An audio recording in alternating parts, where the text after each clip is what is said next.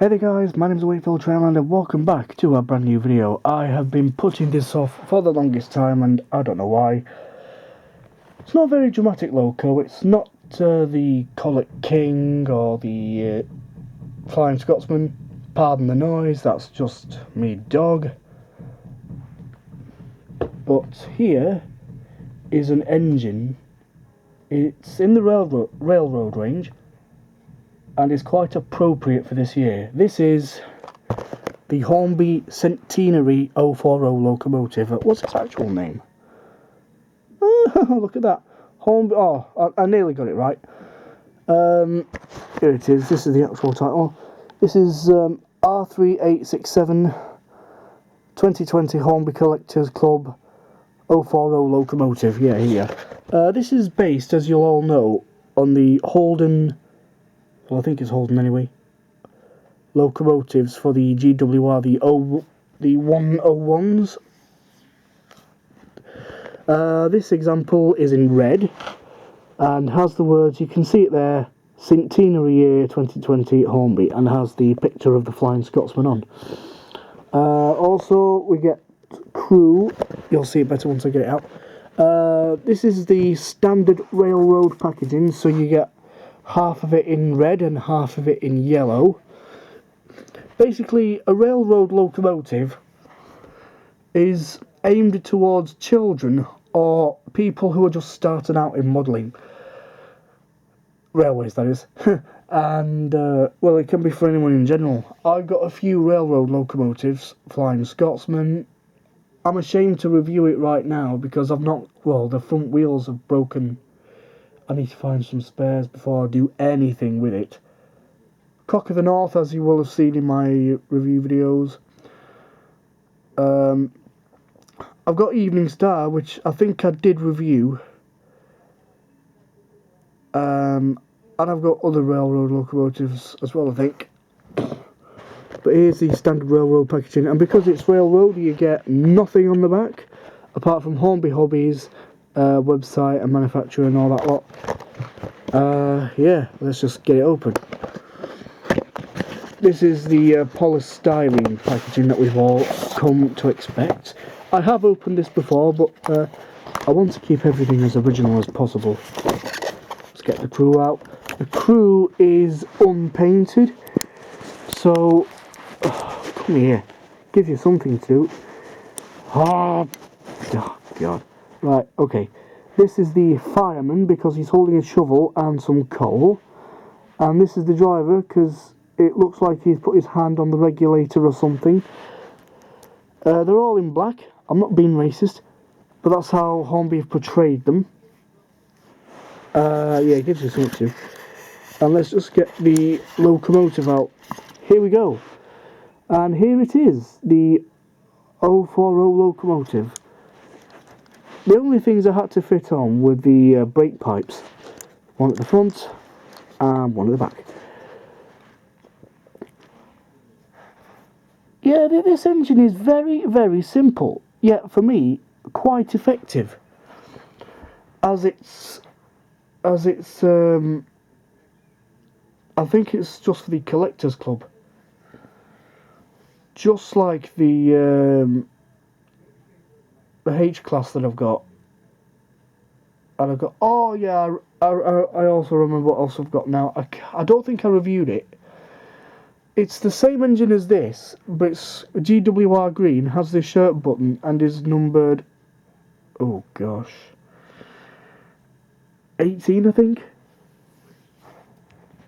Yeah, this, as you can see, a typical 040 motor. I have not, well, it's no use putting a DCC decoder in there, because this will not take DCC, because it's one of the simplest engines you can possibly get. Move. Yeah, this is the operating instructions maintenance for the 040, and my example, as many others will, have a HP motor. I'm guessing that stands for high performance. Try to do this one hand, it's not easy. Right, here we go. Lubrication, it shows you there, all red points. All the red points there, such as the gearing, axles, nuts, that's where you need to oil, so it's very important to keep them. Body removal, it shows you know the tank engine there, but you get the gist. There's others, general repair. Is there anything on the back? Not really. Right, let's just fold this back over and get the engine back into shot. Yeah, it's one of those things which you... I don't know how to explain this. There's nothing wrong with it, of course. It's a railroad locomotive. It's made for beginners and children if they really wanted it. But I think the one thing that really does strike out is the colour. Yeah, well, these come in all sorts of colours. I think I saw one in blue, there's definitely one in green, and you can have some in different liveries as well. Here's the cab detail. Not surprisingly, there's moulded cab detail. It's very minimal, but you won't be able to see it on camera, or you might be able to a little bit. But I am very impressed with the cab detail. It's uncoloured, but it's fitted in extremely well. And because it's the centenary year, the number 100 is applied. Look at that. I don't know if it's etched or not. It seems like it is definitely part of the moulding. Then you've got handrails as well.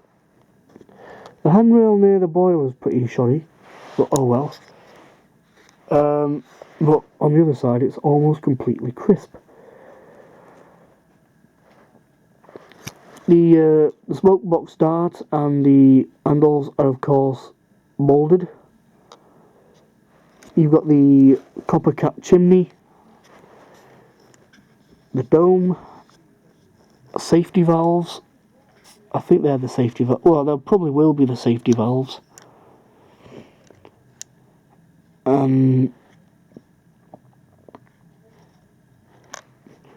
Yeah, all that detail there. And you've got a crank or something there. I don't know if it's water. This review has taken 8 minutes, as my camera clock has just said. You've also got this plastic stuff to keep the engine safe, or as Sam's Trains likes to say, good stuff to play with. Yes, just put the engine back. I'm not going to rate this engine anything, because this engine is essentially just a toy. Oh, best put the screw back. However, it's fantastic to have in the centenary year. And best of all, I've got it free in the post. I had to pay for the subscription, of course. But to these engines, you get free if you signed up for membership. So, this engine. What I'm going to use this engine for is special outings. And maybe demonstration freights. Maybe. I don't know. In the past, I was hell-bent on these engines because they were really, really quick. In fact, maybe nowadays, if you run it around a bend too quick, it'll just go... Oh, go on. It'll just go... There. Yeah, it'll just go like that for excessive speed.